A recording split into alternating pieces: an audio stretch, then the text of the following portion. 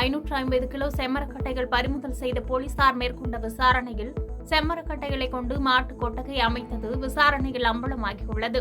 சென்னை அம்பத்தூர் விஜயலட்சுமிபுரம் மணித்தருவில் அமைந்துள்ள பழைய மர குடோனில் செம்மரக்கட்டைகள் பதுக்கி வைத்திருப்பதாக செங்குன்றம் வனச்சரக அதிகாரி எடிசனுக்கு ரகசிய தகவல் கிடைத்தது. அதன் அடிப்படையில் அவரது தலைமையிலான குழுவினர் அங்கு சென்று சோதனை நடத்திய போது 550 கிலோ எடை கொண்ட 41 செம்மரக்கட்டைகள் உரிய ஆவணங்களின்றி பதுக்கி வைத்திருந்தது கண்டுபிடிக்கப்பட்டது. இதனை அடுத்து 41 செம்மரக்கட்டைகளையும் பறிமுதல் செய்த வனச்சரக அதிகாரிகள் அம்பத்தூர் எஸ்பி நகரை சேர்ந்த தமிழ்ச்செல்வனை தங்களது அலுவலகம் அழைத்து சென்று தீவிரமாக விசாரணை மேற்கொண்டனர். அதில் அவர் திருவள்ளூர் பேரம்பாக்கம் பகுதியிலிருந்து 60,000 ரூபாய்க்கு மொத்தமாக மரக்கட்டைகளை வாங்கி வந்ததாகவும், அப்போது அங்கு மாட்டுக்கொட்டையாக பயன்படுத்தப்பட்ட கட்டைகள் பார்ப்பதற்கு நன்றாக இருந்ததாகவும், அது செம்மரக்கட்டை என அறியாமலேயே அதனையும் சேர்த்து வாங்கி வந்ததாகவும் அவர் தெரிவித்துள்ளார். செம்மரக்கட்டைகளின் மதிப்பை தெரியாமல் அதனை மாட்டுக் கொட்டையாக பயன்படுத்திய விவகாரம் வனச்சரக அதிகாரிகளிடையே அதிர்ச்சியை ஏற்படுத்தியது. மேலும் இதுகுறித்து விசாரணையை முடக்கிவிடவும் செங்குன்றம் வனச்சரக அதிகாரிகள் முடிவு எடுத்துள்ளனர்.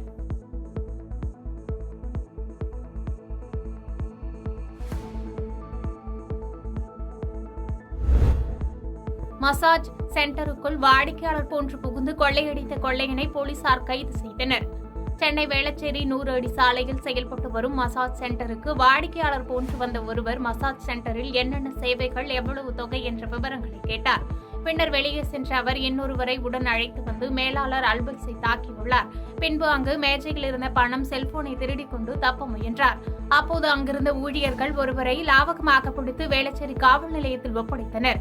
போலீசார் நடத்திய விசாரணையில் பிடிபட்டவர் நெல்லை மாவட்டம் நாங்குநேரியை சேர்ந்த கொம்பையா பாண்டியன் என்பதும், தப்பியவர் கிங்ஜோ என்பதும் தெரியவந்தது. கொம்பையா பாண்டியனை போலீசார் கைது செய்த நிலையில் அவரிடமிருந்து திருடிய பணம் பறிமுதல் செய்யப்பட்டது. கைதான கொம்பையா பாண்டியன் மீது 10க்கும் மேற்பட்ட கொலை முயற்சி வழக்குகள் நிலுவையில் இருப்பது விசாரணையில் தெரியவந்துள்ளது.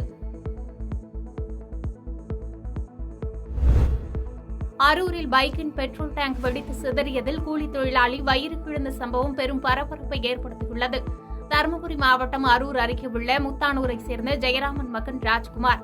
இவர் கொத்தனார் வேலை செய்து வருகிறார். கடந்த 2 நாட்களுக்கு முன்பு அரூர் பழைய பேருந்து நிலையத்தின் பின்புறம் உள்ள தனியார் பைக் ஸ்டாண்டில் தனது இருசக்கர வாகனத்தை நிறுத்திவிட்டு வேலைக்கு சென்றுள்ளார்.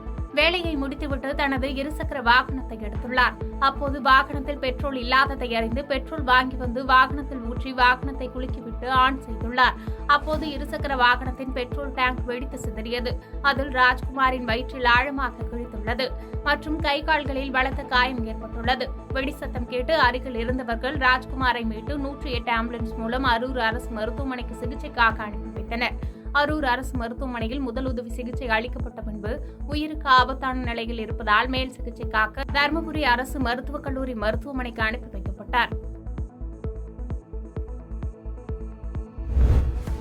திண்டுக்கல் மாவட்ட ஆட்சியர் அலுவலகத்தில் உள்ள உள்ளாட்சி நிதி தணிக்கை துறை உதவி இயக்குநர் அலுவலகத்தில் லஞ்ச ஒழிப்பு போலீசார் அதிரடி சோதனை நடத்தினர்.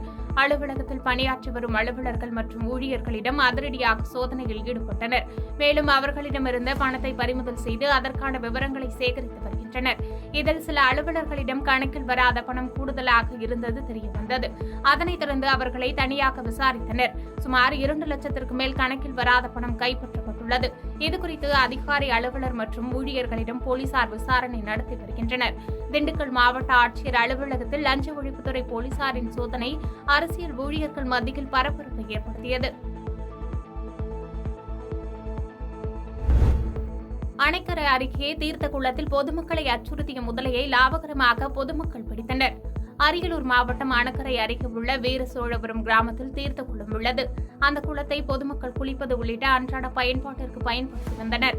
மேலும் கால்நடைகள் தண்ணீர் குடிக்கவும் கால்நடைகளை குளிப்பாட்டவும் பொதுமக்கள் பயன்படுத்தி வருகின்றனர். இந்நிலையில் முதலை ஒன்று குளத்திலிருந்து வெளியில் வந்துள்ளதை பார்த்த அப்பகுதி மக்கள் அதிர்ச்சியடைந்தனர். இதுகுறித்து மீன்சுருட்டி போலீசாருக்கு தகவல் தெரிவித்தனர். மீன்சுருட்டி போலீசார் வனத்துறைக்கும் தீயணைப்புத் துறைக்கும் தகவல் தெரிவித்தனர். அவர்கள் வருவதற்குள் முதலை மீண்டும் குளத்துக்குள் சென்றுவிடும் அபாயம் இருந்ததால் போலீசார் பொதுமக்கள் உதவியுடன் முதலையை லாபகரமாக பிடித்து அணைக்கரை வடவாறு பகுதியில் விட்டனர். பாதகம் செய்பவரை கண்டால் நாம் பயங்கொள்ளலாகாது பாப்பா. மோதி மிதித்து விடு பாப்பா, அவர் முகத்தில் உமிழ்ந்து விடு பாப்பா. அண்மை செய்திகளை உடனுக்குடன் தெரிந்து கொள்ள இணைந்திருங்கள் இயம்நாடு தொலைக்காட்சியுடன்.